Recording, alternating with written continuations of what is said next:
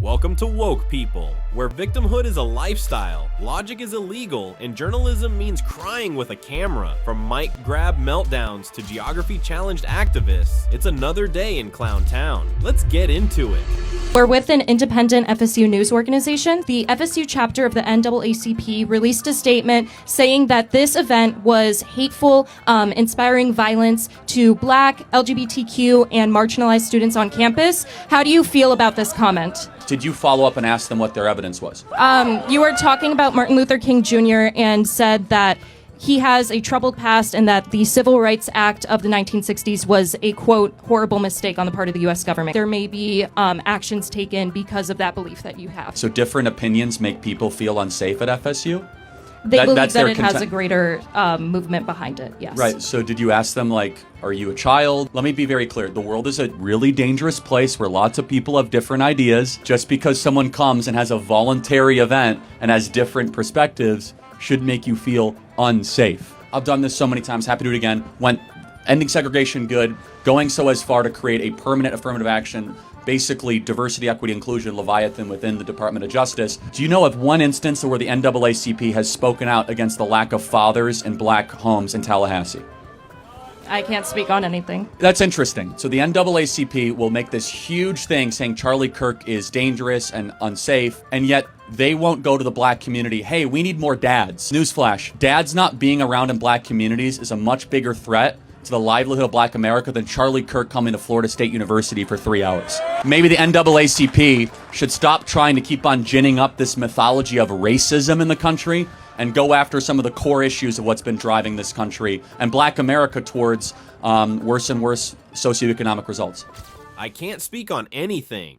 Then why did you grab the mic like it's karaoke night? Those machine gun earrings dangling her. Yeah, machine gun earrings. My name is Esther Karam. Okay, I'm 22 years old. I'm a Palestinian. I have no fucking problem saying I support Hamas because they are the true fighters of Palestine and they're gonna bring back Palestine because you guys are fucking white supremacist idiots that need to wake the fuck up. Sorry, who are the white supremacist idiots? You are. Me, okay, gee. You're using terms like terrorist for... Have you even seen what has been happening in the past 75 Ma'am, years? several governments recognize Hamas as terrorists. Have you seen the evidence of what has been happening for 75 years?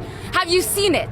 Well, we're talking current events right now. We're talking about the terrorist attack last week and what's happening in Gaza right now. 75 years of all this. Forget 75 years. This year, did you look into how many Palestinians were murdered? By whom? Did you look into how many times our mosques have been desecrated? Did you look into how many times our prisoners have been 12-year-old boys have been arrested? But ma'am, it's well documented that Hamas uses mosques, hospitals, and schools to hide their arsenal. Documented by who? Well, it's a matter of fact. Did you ask the Gazan people if that's what they've seen and that's what they heard? Or is that just white reporters being fucking assholes? What is race? Sorry, ma'am. What does race have to do with this? You say. Now you're playing the race card. No, right? you played it. You said, Now "What you're do white playing the race. reporters?" You brought race into this. What does race have to do with this? What is race? So, do you think this is a religion? Is that you think the issue is religion, right? No, I'm not even bringing religion into this. I never said the word Muslim. You did several times. Okay. Racism. Oh my God. I don't know what I'm doing here. I really don't. I don't know why I'm talking to you. Well, you came to me, man. I gave you my information. Esther Karam, pro-Palestinian, pro-Hamas. Alhamdulillah. Free Palestine from the river to the sea. I hope they all f***ing burn in hell. Wow, that sounds very hateful. She's ranting about Gaza. Wait, while living in Canada. If it's that amazing, why aren't you packing? Who do you think is the current leader of the Democratic Party? I think AOC. I think she should be, at least. Would you like to see her run for president in 2028? I would love to see her run for president in 2028. What do you think is the best policy AOC has had passed? That's a great question. I don't know. How do you feel about biological men competing in women's sports? I personally would ask anybody that is asking about trans women in sports, ask them to name 6 female athletes because nobody gave a shit about, sorry. You can say whatever you want. We're fully uncensored. Okay. Nobody gave a shit about female athletes or women's sports until the transgender issues started coming to the forefront of it. But you yourself, how do you feel about it despite asking anyone else? I myself feel that it's 12 people that people are super upset about, and I don't think that we should be upset about that. I think that we have bigger fish to fry, and that we should be focusing on closing these tax loopholes for corporations and making sure that the ultra-rich and corporations are paying their fair share rather than these identity politics. So you're saying trans women should be allowed to compete in sports? Yes. So we're still choosing people based on gender and skin color. Great. It's like history class never happened. Petition to arrest anyone who disagrees with the LGBTQ community. Literally. Oh my God, yes. Everyone sucks. People suck. We practice shamanism, where you love everybody. Everyone should be free to do whatever they want. Go run around the street naked. Go do whatever you want, as long as it doesn't harm anyone. So you support free will, but also arrest people who disagree with the LGBTQ. If you're a piece of then yeah, go behind bars. No one likes you anyway. They love everyone, unless you don't subscribe to their daily dose of delusion. A toddler was suspended from a nursery after they were accused of being transphobic or homophobic. I just cannot believe this. The Department of Education data revealed the child is either 3 or 4 years old. The Department of Education spokesman said all pupils and staff should feel safe, I can't believe I'm reading this, should feel safe and protected at school and should never face violence or abuse. The Education Secretary has been clear that she expects school leaders to enforce good behaviour, and we are committed to a comprehensive programme of behaviour to support all schools.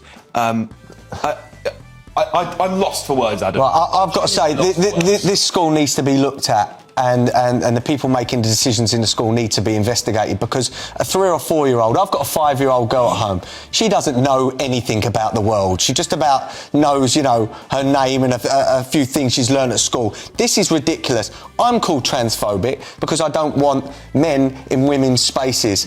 I don't believe men can become women, which is a fact. So I get labelled transphobic for those views, and they shouldn't be in sports either. But a toddler, come on, this is disgraceful. This school needs to be looked at immediately, because this is astounding. If a 4-year-old child makes you feel threatened, maybe it's time to reevaluate your entire existence. Bro, they're paying you $80K a year to protest? Is that wrong? Is that wrong? I'm exposing one paid protester for every 100 followers I get. Now, you remember David Chung, the paid protester that stopped one of my last interviews? Well, he saw my expose on him, and I confronted him on his salary right to his face. Yo, what's up, David? Good to see you again, man. You want to talk at all about the last video? No, I'm good. What did you think of it? No comment. Did I get anything wrong? No comment. You got no comment? What? How are they paying you $80K a year? No comment. Are you going to say no comment to everything? Yep. Yep. Bro, they're paying you $80K a year to protest? Is that wrong? Is that wrong? Tell me if it's wrong. No comment. David Chung is the general manager of a protest group called the People's Forum, and if you dig through their tax documents, you'll find that David Chung gets paid $75,000 a year to protest. Now, you're funding this behavior because this is David getting arrested at these protests. Now, the police do their job, but very quickly he's let out and back on the street to protest.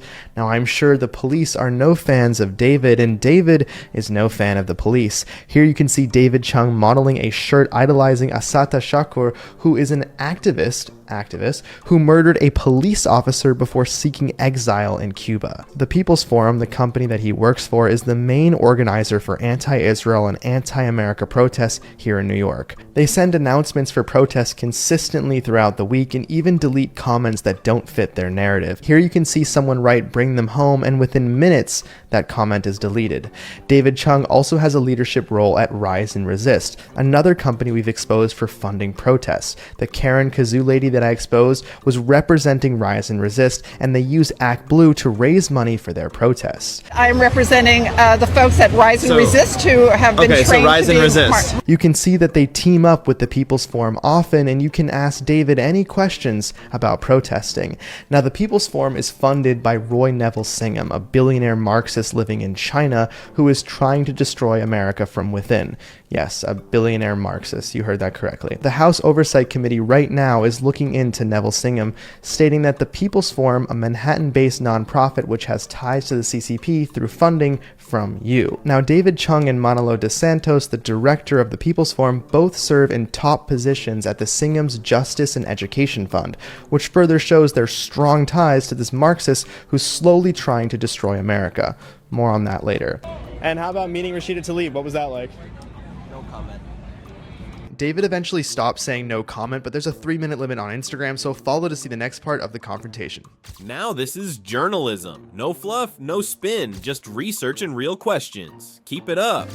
Why do you think they're going to take me too? Because you have brown skin. That's pretty racist. I'm an American citizen. Doesn't matter. So you think I'm going to get deported?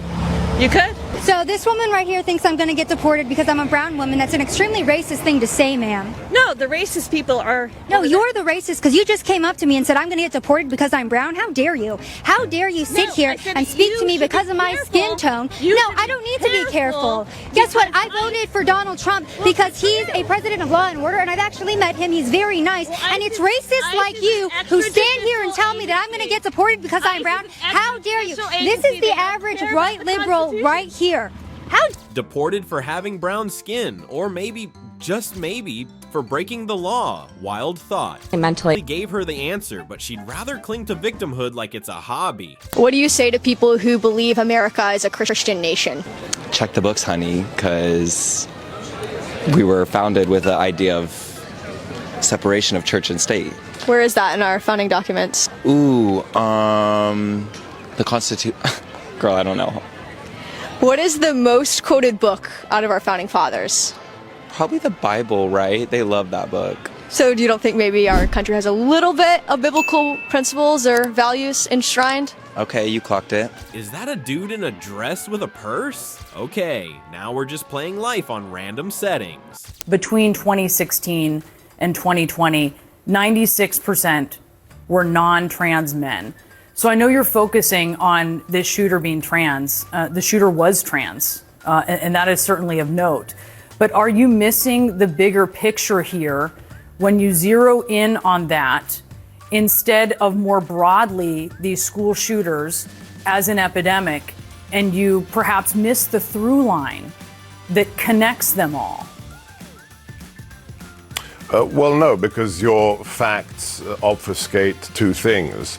You are using data based upon the predominant gun violence, which is gang on gang violence with zero ideological content. If you remove all of that, the gang violence on the streets of Chicago, LA, Detroit, then you come down to a much smaller data set. So it's like those who say, gun violence in America causes so many deaths, and then fail to note that the majority of the stats they are using refer to also suicides by gun, which of course is not what we are talking about here today. So let's concentrate on mass shootings at schools, specifically Christian or Catholic schools. Then the data set is wholly different. So don't conflate different data sets just to make a political point. There was an ideological content to this attack. That's what terrorism is. It's not because somebody didn't get the drug deal they wanted. It is an ideological message, whether it was anti-Israel, as in this case, whether it targeted President Trump in its rhetoric, as we saw on one of the magazines written by the perpetrator on that YouTube video, or whether we saw the fact that it was anti-Christian and targeting children. That has nothing to do with gang violence. Let's not mix the two things up. CNN and facts go together like oil and water, best kept separate for public safety.